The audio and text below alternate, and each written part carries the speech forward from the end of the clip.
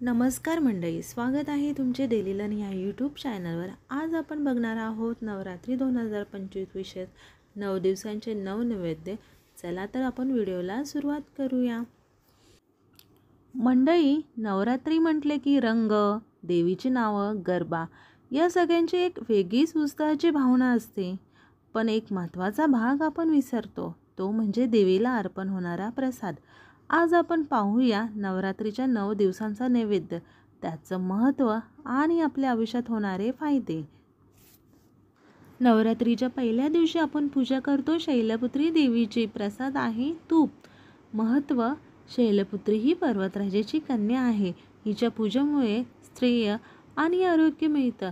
तुपाचं अर्पण केल्यावर शरीराला बळ, मनाला श्रेय आणि जीवनात समृद्धी येते। लक्षात ठेवा, हा प्रसाद अर्पण करताना ओम देवी शैलपुत्रे नमः हा जप केल्यास जीवनातील अडथळे दूर होतात। नवरात्रीच्या दुसऱ्या दिवशी आपण पूजा करतो ब्रह्मचारिणी देवीची। प्रसाद आहे साखर। महत्त्व: ही देवी संयम आणि तपस्येचं प्रतीक आहे। साखर अर्पण केल्याने घरात गोडवा, प्रेम आणि शांतता निर्माण होते। लक्षात ठेवा, दुसऱ्या दिवशी देवीला स्वच्छ पांढरी वस्त्र अर्पण केली जातात। प्रसाद अर्पण करताना मन शांत ठेवणं खूप महत्त्वाचं आहे। नवरात्रीच्या तिसऱ्या दिवशी पूजा केली जाते चंद्रघटा देवीची। प्रसाद आहे दुधाचे पदार्थ, खीर, पायस, दूध। महत्त्व: देवी चंद्रघटा भय नाश करणारी आहे।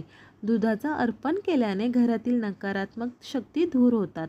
या दिवशी पूजा करताना घंटानाद केल्यास सकारात्मक ऊर्जा वाढते। नवरात्रीच्या चौथ्या दिवशी पूजा होते कुष्मांडा देवी। प्रसाद आहे दही। महत्त्व आहे देवी कुष्मांडा विश्वनिर्मिती करणारी आहे। दही अर्पण केल्याने आयुष्यात सुख समृद्धी येते आणि घरात एकोपा टिकतो असे मानले जाते। देवीला दही अर्पण केल्याने आयुष्य लांब होतं आणि रोगांचा नाश होतो। नवरात्रीच्या 5व्या दिवशी पूजा होते स्कंदमाता देवीची। प्रसाद आहे केळी।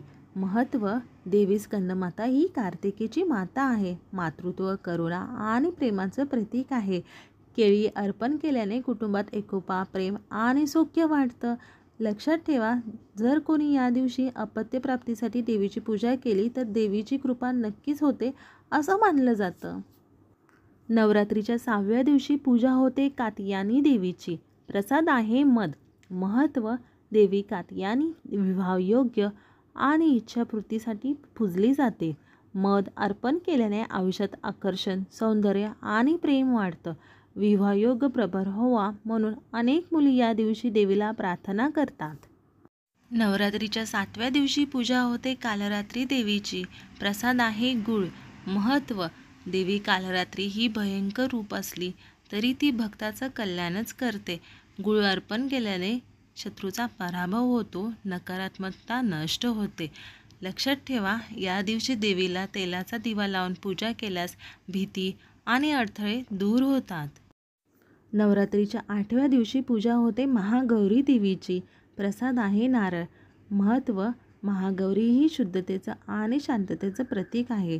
नारळ अर्पण केल्याने जीवनात पवित्रता, शांतता आणि समृद्धी येते।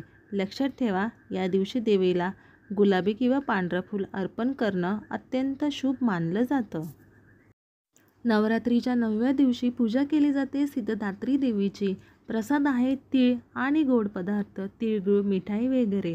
महत्त्व: सिद्धदात्री देवी सर्व सिद्धी आणि ज्ञान देणारी आहे। तीळ अर्पण केल्याने भक्तांच्या सर्व इच्छा पूर्ण होतात आणि ज्ञानप्राप्ती होते। या दिवशी देवीला केलेली प्रार्थना आयुष्यात दीर्घकाळ सकारात्मक परिणाम देते असं मानलं जातं। तर मंडळी, नवरात्रीमध्ये फक्त रंग वा नृत्य एवढंच नाही तर प्रत्येक दिवशी देवीला अर्पण होणाऱ्या या प्रसादात आपल्या श्रद्धेचा आणि आध्यात्मिक ऊर्जेचा मोठा संदेश दडलेला आहे। या 9 दिवसात देवीचं स्मरण करा, योग्य प्रसाद अर्पण करा आणि जीवनात आनंद, शांती आणि समृद्धी अनुभवत राहा।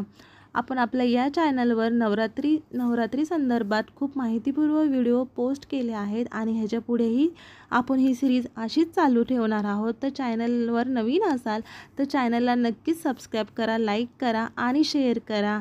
जय माता दी।